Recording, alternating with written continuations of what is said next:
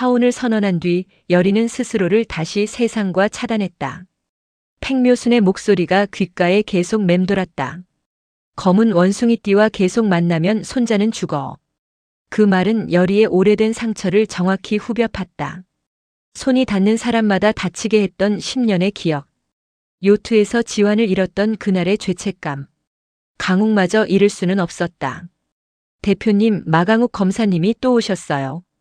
엄지수가 조심스럽게 전했다. 돌려보내. 여리의 목소리가 가라앉았다. 대표실 문 앞 강욱은 오랫동안 서 있다가 결국 발걸음을 돌렸다. 그의 뒷모습에서 짙은 씁쓸함이 묻어났다. 같은 시각 서울지검. 강욱은 인사 발령장을 받아들었다. 해외 협력관 발령, 이거 사실상 좌천이잖아. 그가 허탈하게 중얼거렸다. 내부 부패 카르텔을 고발한 대가였다. 정의를 향한 신념은 여전했지만 그 대가로 여리와도 자신의 자리와도 멀어지고 있었다. 내일 출국이라니. 고필동이 안타까운 얼굴로 그를 바라봤다. 천 대표님한테는 인사드렸어? 강욱은 씁쓸하게 웃었다. 문도 안 열어주시던데. 그 무렵 출소한 박승재가 여리 앞에 나타났다. 레이나 호텔 로비, 그는 여유로운 미소를 지으며 다가왔다. 오랜만입니다, 대표님. 박승재의 눈빛이 음흉하게 빛났다. 그런데 궁금한 게 있어서요.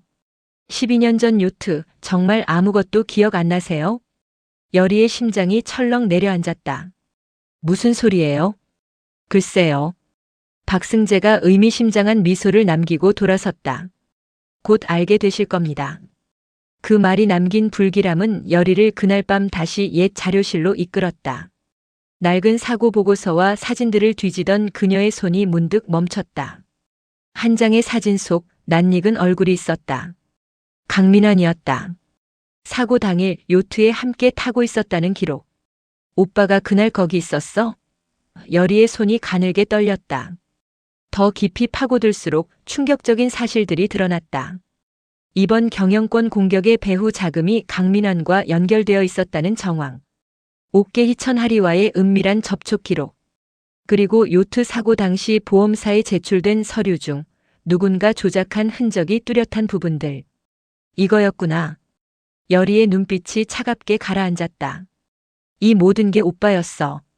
다음 날 여리는 경영권 관련 참고인 조사를 받기 위해 검찰청으로 향했다.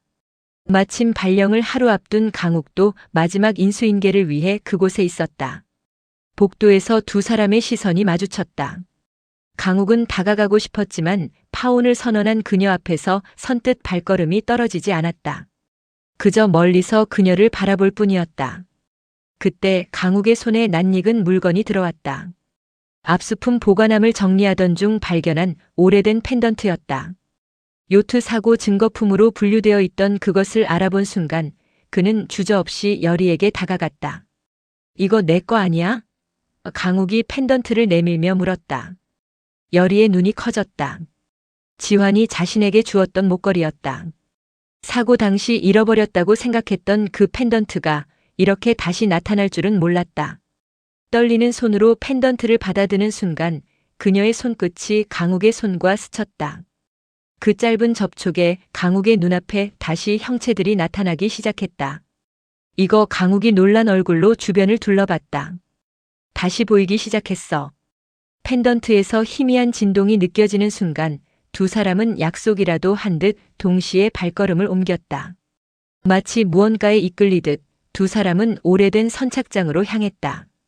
바닷바람이 차갑게 불어오는 그곳에서 익숙한 형체가 두 사람을 기다리고 있었다. 강지환이었다. 12년 전 그날의 모습 그대로. 드디어 왔구나. 지환의 목소리가 바람에 실려왔다. 여리의 눈에서 눈물이 쏟아졌다. 지환아. 지환은 슬픈 눈으로 두 사람을 바라보다가 천천히 입을 열었다. 오랫동안 삼켜왔던 진실을 마침내 꺼내놓는 순간이었다. 그날 민환이 날 밀었어. 여리는 그 자리에서 무너지듯 주저앉았다. 강욱이 재빨리 그녀를 부축하며 자신도 그 충격을 애써 삼켰다. 그게 무슨 소리야?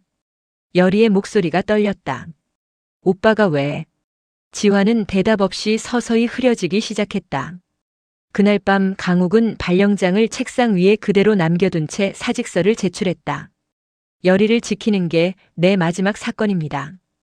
그가 단호하게 말했다. 동료들의 만류에도 그의 결심은 흔들리지 않았다. 이제 그는 검사가 아닌 온전히 한 사람으로서 진실을 파헤치기 시작했다.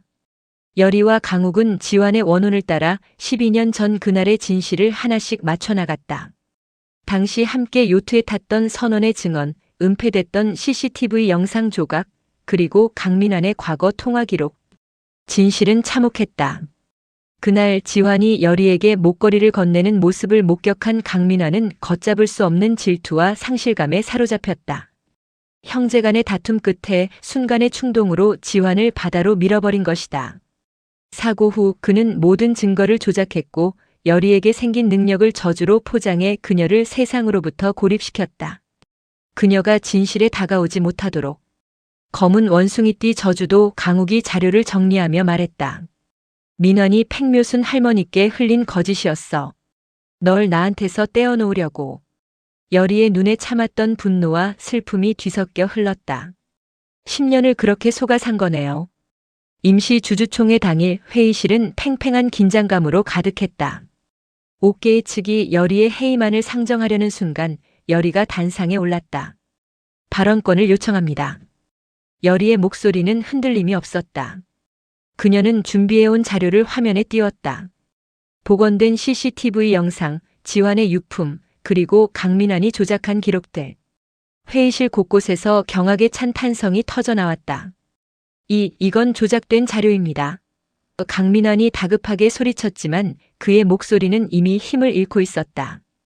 그때 회의실 문이 열리며 수사관들이 들어섰다. 강욱이 그 뒤를 따르며 말했다. 강민환 씨 12년 전 강지환 씨 사망 사건과 관련해 조사에 협조해 주셔야겠습니다. 강민환의 얼굴이 완전히 무너져 내렸다. 그는 잠시 열의를 바라보며 무언가 말하려 했지만 결국 아무 말도 하지 못한 채 수사관들에게 이끌려 나갔다. 옥계희와 천아리 역시 경영권 공작과 관련된 공범 혐의로 함께 기소되었다. 박승재도 요트 사고 관련 추가 혐의가 드러나며 다시 구속됐다. 해원. 모든 소란이 가라앉은 늦은 밤 열의는 홀로 선착장을 다시 찾았다. 지환의 원혼이 그녀를 기다리고 있었다. 고마워, 이제야 다 알게 됐어. 지환이 온화하게 미소 지었다. 미안해. 진작 알아채지 못해서. 열의의 눈에서 눈물이 흘렀다. 아니야. 지환이 고개를 저었다. 이제 내가 살아서 행복하면 돼. 그거면 충분해. 열의는 손에 쥐고 있던 펜던트를 조심스럽게 바다에 흘려보냈다. 파도가 그것을 품고 멀어지는 순간 지환의 형체가 환한 빛과 함께 서서히 흩어지기 시작했다. 안녕, 지환아. 열의가 마지막 인사를 건넸다. 그 순간 열의는 자신의 몸속 깊은 곳에서 무언가 변화하는 것을 느꼈다. 오랫동안 그녀를 짓눌러온 저주가 서서히 옅어지고 있었다. 완전히 사라진 것은 아니었지만 이제는 두려움이 아닌 다른 의미로 남게 되었다. 억울한 이들의 한을 풀어주는 그녀만의 특별한 힘으로. 몇 달 후 마강욱은 사직서를 철회하고 장기미제 전담팀으로 복귀했다. 열의는 힘겨운 싸움 끝에 레이나 그룹 대표 자리를 굳건히 지켜냈다. 그리고 처음으로 그녀는 장갑을 벗은 채 사람들과 손을 맞잡으며 호텔을 운영하기 시작했다. 직원들과의 악수, 투숙객들과의 인사. 예전이라면 상상도 할 수 없었던 일상이었다. 늦은 오후 열의는 제주도 절벽을 다시 찾았다. 예전처럼 시신을 찾기 위해서가 아니라 그저 바다를 보기 위해서였다. 그곳에 강욱이 먼저 와 기다리고 있었다. 그가 장갑을 벗은 손을 그녀에게 내밀며 웃었다. 이제 손잡아도 돼? 열의는 환하게 웃으며 그 손을 마주 잡았다. 눈앞에 아무런 형체도 보이지 않았다. 바닷바람이 두 사람의 머리카락을 스치고 지나갔다. 열의는 문득 걸음을 멈추고 강욱을 돌아보았다. 저기 강욱 씨. 그녀가 조심스럽게 입을 열었다. 무섭지 않아요? 저랑 있으면 또 어떤 일이 생길지 모르는데. 강욱은 잠시 그녀를 바라보다가 피식 웃으며 손에 힘을 주었다. 12년 전 그날부터 지금까지 넌 늘 누군가의 한을 풀어주면서 살았잖아. 그게 무서운 능력이 아니라 얼마나 따뜻한 건지 이제 알아. 여리의 눈시울이 붉어졌다. 처음 만났던 그날 야산에서 서로를 오해하며 몸싸움을 벌였던 순간부터 오늘 이 절벽에 서기까지의 모든 시간이 스쳐 지나갔다. 두 사람은 절벽 끝, 노을이 붉게 물드는 바다를 나란히 바라보았다. 파도 소리만이 잔잔하게 두 사람 사이를 채웠다. 더 이상 두려움도 고립도 없는 온전히 함께인 순간이었다. 드라마가 끝나도 이야기는 계속된다. 킹무비박